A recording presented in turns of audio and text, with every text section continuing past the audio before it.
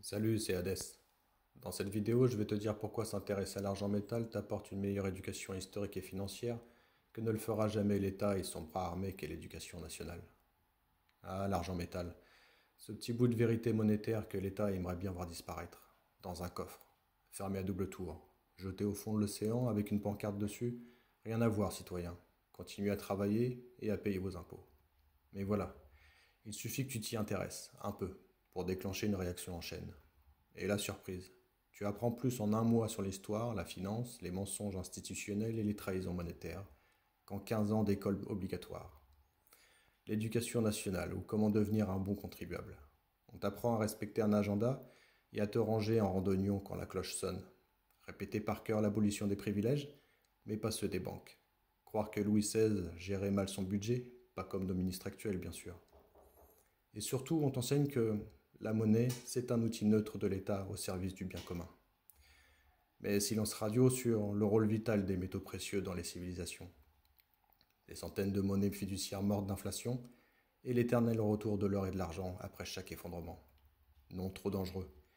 À la place, on te gave de Rousseau et de dettes publiques, matin, midi et soir. L'argent métal, prof sauvage et brutal.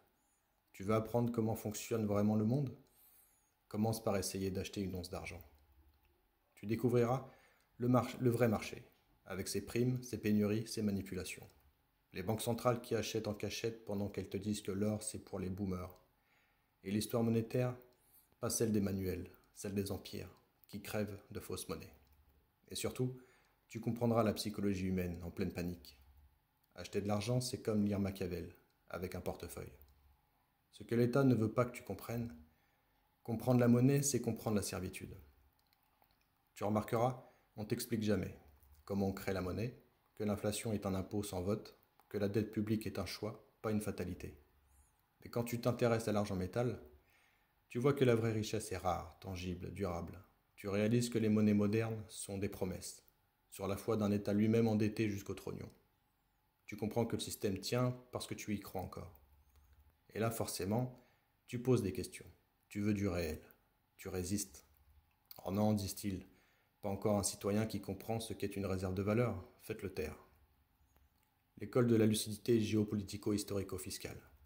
L'argent métal t'enseigne ce que l'école t'interdit de comprendre. Tu y apprends que les civilisations ne meurent pas de froid ou de guerre, mais de monnaie de singe. Que les banques vendent du papier et accumulent du métal physique. Que les crises sont rentables, mais pas pour toi. Bref, c'est l'école de la vie, version métal. En conclusion, réveille-toi, compte les onces. L'éducation nationale veut faire de toi un bon citoyen. L'argent métal fait de toi un hérétique monétaire. L'un t'apprend à réciter des dates mortes, l'autre te montre comment les empires vivent, prospèrent et meurent. Toujours de la même manière, trop de dettes, trop de confiance, trop tard. Alors choisis, compter des bulletins de vote ou des lingots, croire en la promesse d'un banquier ou au poids d'un métal muet, marcher dans la lumière de l'école ou plonger dans les ténèbres scintillantes du réel. Apprends à compter les onces, pas les points au bac, parce qu'une once d'argent, c'est une leçon d'histoire compressée, et un livret A, c'est juste une blague sans chute.